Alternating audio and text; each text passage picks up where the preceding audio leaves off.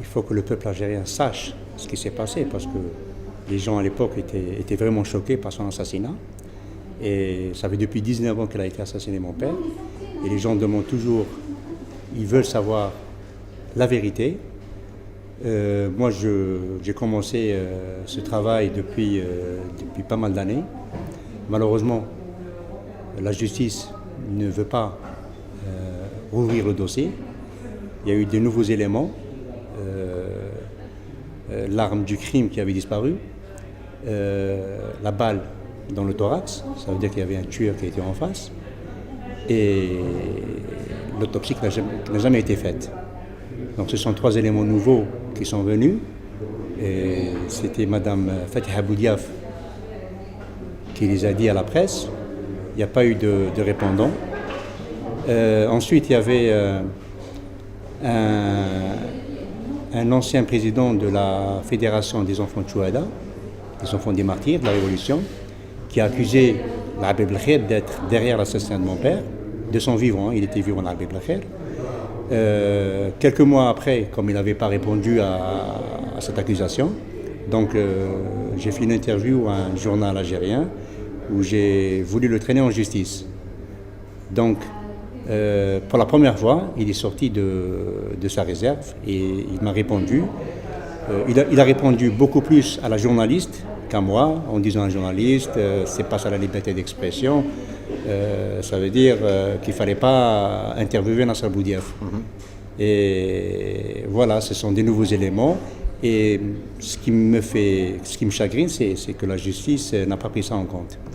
Nasser, justement, à la lecture de ce livre, on réveille un dossier qui est resté fermé depuis de nombreuses années, 19 ans en effet, qui a laissé une profonde blessure dans l'âme du peuple algérien. Mais aussi, à cette lecture, en réactivant ce dossier, il y a aussi tout le projet politique que caressait ton père qui est en train de ressurgir au grand jour comme un espoir pour l'Algérie d'aujourd'hui, et qui est tellement noire et qui elle-même est en proie à ce que l'on appelle aujourd'hui le printemps arabe. Vous savez, cette question m'a été posée lors de ma tournée justement en Algérie pour dédicacer le livre. Et c'était à Béjaïa. Et une personne m'a demandé pourquoi ne pas reprendre le flambeau qu'a laissé votre défunt père. Et moi j'ai répondu spontanément oui. Oui, je vais le faire, mais avec votre aide. Et moi je pense que les Algériens sont prêts à quelque chose de nouveau. À quelque chose de nouveau, et je pense, avec toute ma modestie, je suis le renouveau. C'est un projet qui me tient à cœur. Mon père, malheureusement, n'a pas tardé pour le réaliser. Moi, je pense que je peux mener ce projet à terme. Et ça, c'est le souhait, je crois, de tous les Algériens. En effet, et dans ce projet, j'imagine, comme votre père le caressait également et l'envisageait, la berbérité, la mazirité avait toute sa place dans le complexe global de cette nation qu'il appelait la nation algérienne. C'est la triptyque, d'ailleurs, c'est le premier président qui l'a dit. Oui, bien sûr, dans ce projet du RPN, tout le monde a sa place. Aujourd'hui, les choses changent en Algérie. On a l'impression que la presse a de plus en plus de liberté, de droit d'expression. Il semblerait même que ça ne soit plus du tout un problème, en tout cas en Algérie. Les affaires marchent, nous sommes face à un pays riche, avec beaucoup de potentiel. C'est vrai. Et c'est vrai, il manque quelque part une dynamique qui puisse, une petite flamme que l'on pourrait allumer et qui puisse donner de l'espoir au peuple algérien. Parce que, à l'instar de la force vive qui existe au niveau des affaires chez les Algériens, on a en face tout un peuple qui souffre et qui est désenchanté. Le problème, c'est un problème de confiance. Je pense que la majorité des Algériens ne font plus confiance à ce système, parce que c'est un système qui dure depuis 1962, qui n'a pas changé, malgré tout ce qui s'est passé dans le pays arabe. On ne va pas loin, on va juste à côté de nos frontières, la Tunisie. Dommage que nos responsables n'ont rien retenu.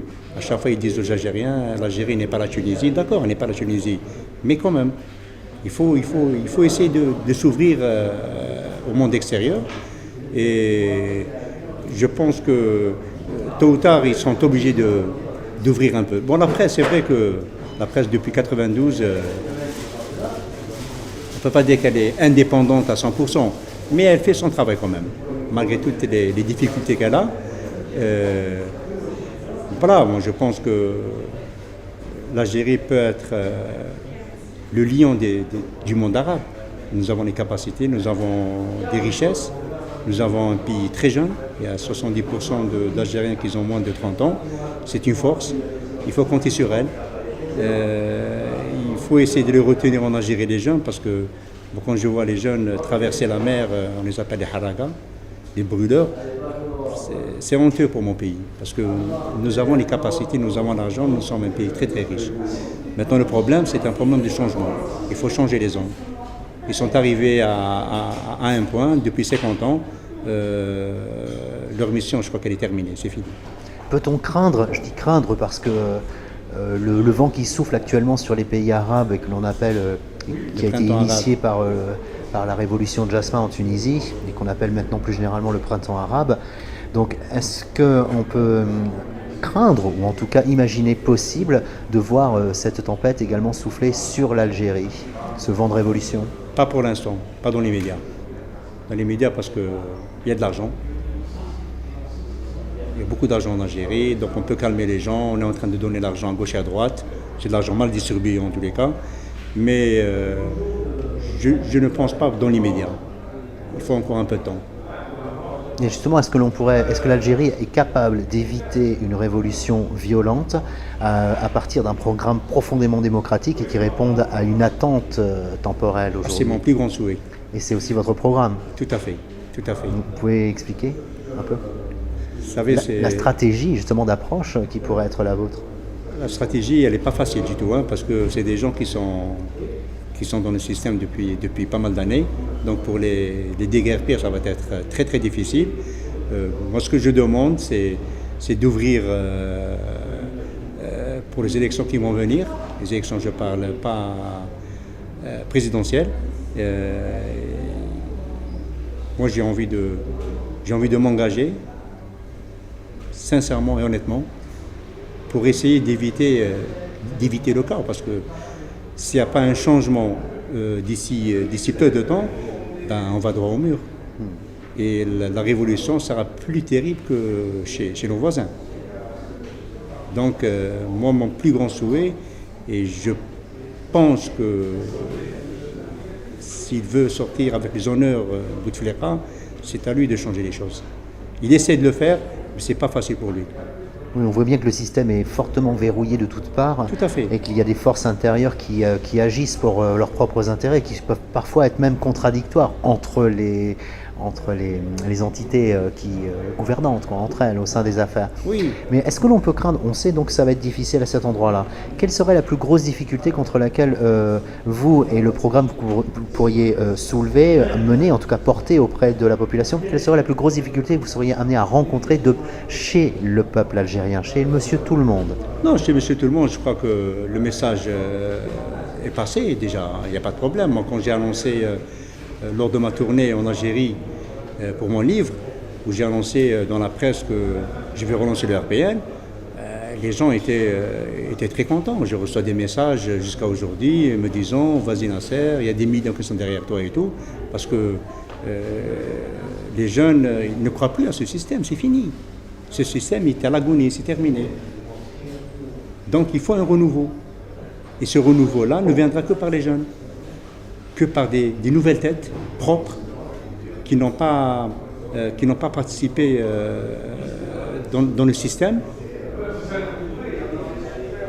C'est ça.